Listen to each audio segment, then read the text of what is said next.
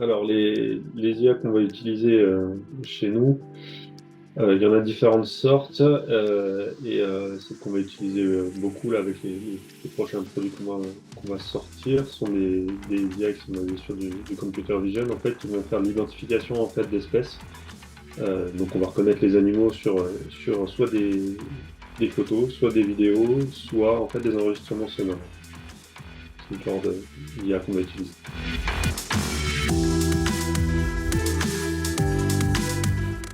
Ces intelligences artificielles, en fait, on va les utiliser soit pour faire du suivi de la faune.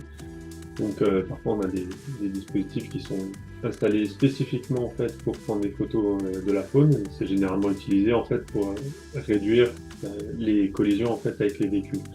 Euh, Généralement, on intervient sur des secteurs où il y a beaucoup de collisions entre des voitures et des sangliers, par exemple, ou des trains et des sangliers. On va installer des pièges photographiques à ces endroits-là et on va traiter automatiquement les données à partir de là. Ça, c'est, je dirais, l'application principale en fait de ces îles.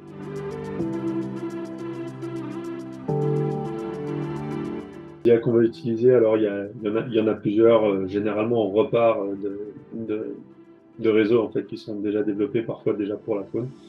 Donc, classiquement, on va utiliser un mégadétecteur pour tout ce qui est détection d'espèces qui marche plutôt pas mal.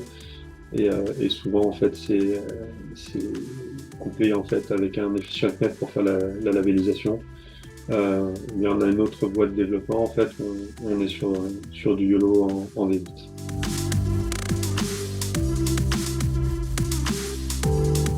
Principale difficulté, en fait, c'est assez classique hein, sur le développement de ce type d'IA, c'est d'avoir suffisamment de données bien annotées. C'est la qualité de la donnée de départ. Euh, c'est vraiment, je dirais, quasiment la seule difficulté qu'on ait aujourd'hui. Alors après, il y a une petite subtilité sur la partie je dirais plus oiseaux. On peut l'utiliser aussi sur les oiseaux. Et là, on a beaucoup, beaucoup, beaucoup de classes. Donc il faut aussi pouvoir gérer des IA qui savent gérer un grand nombre de classes.